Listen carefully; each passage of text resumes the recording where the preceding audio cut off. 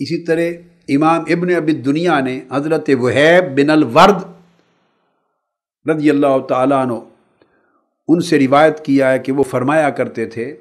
الحکمت عشرۃ اجزاء، حکمت دانائی اس کے 10 اجزاء ہیں، 10 حصے ہیں، فَتِسْعَةٌ مِّنْهَا فِي الصَّمْتِ، تو حکمت کے 10 حصوں میں سے 9 حصے صرف خاموشی میں ہیں، سکوت میں ہیں، وَالْعَاشِرَةُ عُزْلَةُ النَّاسِ، اور 10واں حصہ لوگوں سے بلا حاجت اور بلا ضرورت اختلاط اور میل ملاپ سے بچنا ہے، سیکلوژن ہے، عزلت ہے، خلوت ہے، بلا ضرورت لوگوں سے اختلاط سے بچے رہنا، یہ ایک حصہ ہے خیر کا اور حکمت کا، اور 9 حصے صرف زبان کو بند رکھنا، اس میں حکمت ہے۔ امام عبداللہ بن مبارک رضی اللہ تعالیٰ عنہ نے یہ جو لفظ استعمال کیا نا العاشرۃ عزلۃ الناس، کہ 9 حصے حکمت کے زبان کے بند رکھنے میں، خاموشی میں ہیں، سکوت اور صمت میں، اور ایک حصہ عزلت میں ہے۔ عزلت خلوت کو کہتے ہیں، تنہائی، جس عزلت کے لیے آپ آئے ہوئے ہیں۔ اعتکاف عزلت ہے، اعتکاف خلوت ہے، ایک حصہ اس خلوت و عزلت میں ہے حکمت کا، 9 حصے صمت میں ہیں، خاموشی میں۔ اس کی تفسیر کرتے ہیں امام عبداللہ بن مبارک رضی اللہ تعالیٰ عنہ، وہ فرماتے ہیں کہ بہت سے لوگوں نے، اور جب وہ کہتے ہیں اپنے زمانے میں لوگوں نے، تو اس سے مراد تابعین اور اتباع التابعین اور صحابہ کرام کا ذکر کرتے ہیں، انہوں نے عزلت کی تفسیر کی کہ یہ جو اعتکاف عزلت ہے، خلوت نشینی ہے، عزلت نشینی ہے۔ فرمایا کہ صحابہ، تابعین، اتباع التابعین، بہت لوگوں نے عزلت کی تفسیر کی۔ وہ پوچھا گیا کہ عزلت کیا ہوتی ہے؟ انہوں نے کہا هو ان يكون مع القوم فإن خاضوا في ذکر اللہ فخذ معهم وإن خاضوا في غیر ذلك فاسکت۔ پوچھا گیا عزلت کسے کہتے ہیں؟ یہ جو سیکلوژن ہے، ریٹریٹ ہے، یہ تنہائی، یہ خلوت نشینی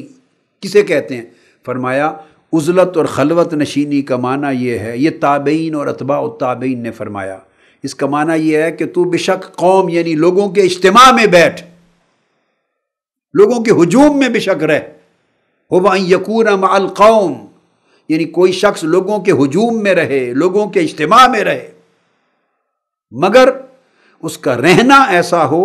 فَإِنْ خَاضُوا فِي ذِكْرِ اللَّهِ فَخُذْ مَعَهُمْ، اگر وہ اللہ کا ذکر کریں تو تو ان کے ساتھ اللہ کا ذکر کر، عبادت کریں تو عبادت کر، اللہ کی یاد کریں تو یاد میں ان کے ساتھ مشغول ہو جا، آخرت کا فکر کریں تو فکر آخرت میں ان کے ساتھ مشغول ہوگا، اللہ کے دین کی نصیحت کریں تو اس نصیحت میں شامل ہو جا، اگر غور و خوض کریں اللہ کے ذکر میں، اس کی یاد میں، تو شامل ہو جا، اور اگر اللہ کی یاد اور دین کے علاوہ کسی چیز میں پڑ جائیں تو فسکت، خاموش ہو جا، تو ان سے الگ ہو جا۔ اگر اس عمل کے ساتھ تو قوم یعنی اجتماع اور لوگوں کے ہجوم میں بھی رہے تو یہ خلوت و عزلت برقرار رہتی ہے، اس کا نام عزلت ہے۔ تو گویا مطلب ان کا یہ تھا کہ عزلت کا اطلاق فقط جسم پر نہیں ہوتا، حال پر ہوتا ہے، قلب پر ہوتا ہے، انسان کے طرز عمل پر ہوتا ہے۔ اگر رہے تنہا، اکیلا تنہا بیٹھے، مگر دنیا کے خیالات کا ہجوم اس کے دل پہ رہے، تو وہ خلوت میں بیٹھ کر بھی جلوت میں ہے، تنہا بیٹھ کر بھی ہجوم خلق میں ہے، اس لیے کہ دل پر خیالات کا ہجوم ہے، دل پر دنیا کے دھیان کا ہجوم ہے، دل پر دنیا کی خواہشات کا ہجوم ہے، دل پر دنیا کی توجہات کا ہجوم ہے، تو تنہائی میں بیٹھ کر بھی ہجوم خلق سے اس کا دل، اس کا دھیان، اس کا قلب، اس کا باطن اور اس کا فکر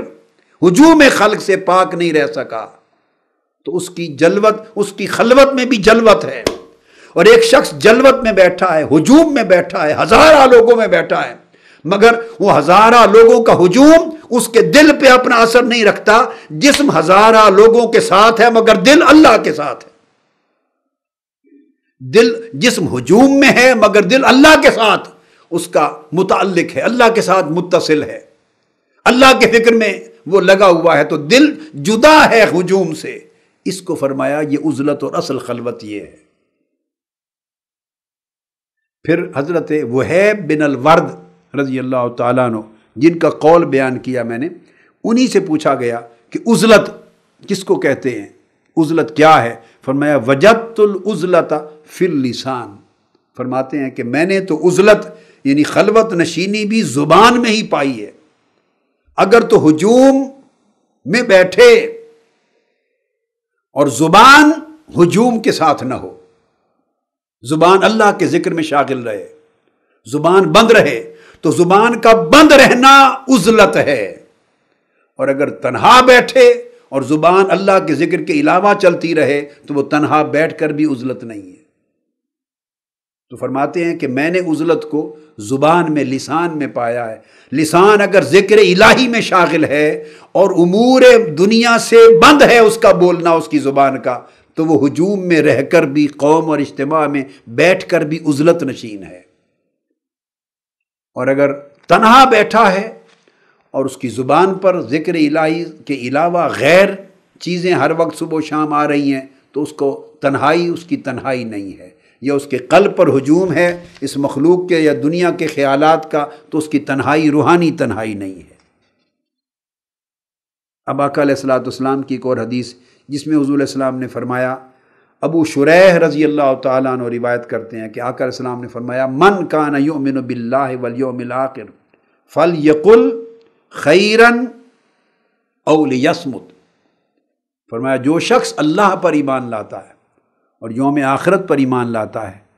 اس کی ذمہ داری بن جاتی ہے کہ اگر بولے تو صرف زبان سے خیر کہے، اور اگر کسی وجہ سے خیر نہ کہہ سکے تو خاموش رہے۔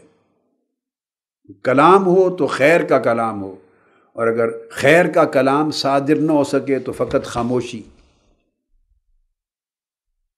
آقا علیہ الصلوۃ والسلام نے ایک اور بڑی خوبصورت نصیحت امت کے لیے فرمائی، ارشاد فرمایا حدیث پاک میں طوبیٰ لمن انفق الفضل من مالہ وامسک الفضل من قولہ، آقا علیہ السلام نے فرمایا مبارک ہو اس شخص کو کہ جس کے پاس اگر مال زیادہ تھا، اس کی ضرورت سے زیادہ مال تھا، تو مبارک ہو اس شخص کو جس نے ضرورت سے زیادہ مال تھا تو خرچ کر دیا، روکے نہیں رکھا، خرچ کر دیا اللہ کی راہ میں۔ اور اس کو مبارک ہو کہ جس نے ضرورت سے زیادہ کلام کا معاملہ آیا تو اس کو روک لیا زبان کو، یعنی گفتگو میں ضرورت سے زیادہ کلام کو روک لیا، اور مال ضرورت سے زیادہ تھا تو خرچ کر دیا، فرمایا دونوں کو مبارک ہو۔ تو مال روکے رکھنا شر کا باعث ہے، اور زبان کو روکے رکھنا خیر کا باعث ہے۔ مال کا کام یہ کہ ضرورت سے زائد ہو تو خرچ کرنے میں خیر ہے، اور زبان ضرورت سے زائد اگر خرچ ہو چلے تو اس میں شر ہے۔ اسی طرح سیدنا عیسیٰ علیہ السلام کے جو حواری تھے صحابہ، انہوں نے آپ سے پوچھا، اور حدیث جسے امام ابن ابی الدنیا نے روایت کیا اپنی سند سے، اور امام غزالی نے احیاء علوم الدین میں بھی اس کو بیان فرمایا۔ سیدنا عیسیٰ علیہ السلام سے پوچھا آپ کے صحابہ نے کہ ہمیں کسی ایسے عمل کی تعلیم کیجیے، دلنا علی عمل ندخل بہ الجنہ، ایسا عمل کچھ بتا دیجئے، اس کی نصیحت اور تلقین فرما دیجئے کہ جس کے ذریعے ہم جنت میں داخل ہو جائیں، جو عمل کریں تو سیدھا جنت میں جائیں۔ آپ نے فرمایا لا تنطقوا ابدا، عیسیٰ علیہ السلام فرمانے لگے اگر جنت میں جانا چاہتے ہو تو پھر زبان کو ہمیشہ کے لیے بند کر دو، کبھی بھی نہ بولو۔ یہ عیسیٰ علیہ السلام کی تعلیم، لا تنطقوا ابدا، کبھی کلام نہ کرو، گونگے بن جاؤ، زبان بند رکھو۔ قالوا لا نستطيع ذلك، تو ان کے صحابہ عرض کرنے لگے کہ عیسیٰ علیہ السلام یہ تو ممکن نہیں ہے، ہم زندگی کیسے گزاریں؟ یعنی کلام کے بغیر بالکل ہی گونگے بن جائیں تو اس طرح تو زندگی بسر نہیں ہوتی۔ پھر آپ نے فرمایا قال فلا تنطقوا الا بخیر، اگر ہمہ وقت چپ نہیں رہ سکتے تو پھر دوسرا مقام یہ ہے کہ جب بولو صرف خیر کا کلمہ زبان سے نکالو، خیر کے لیے بولو، شر کے لیے زبان بند رکھو، خیر کے لیے زبان کو کھلا رکھو۔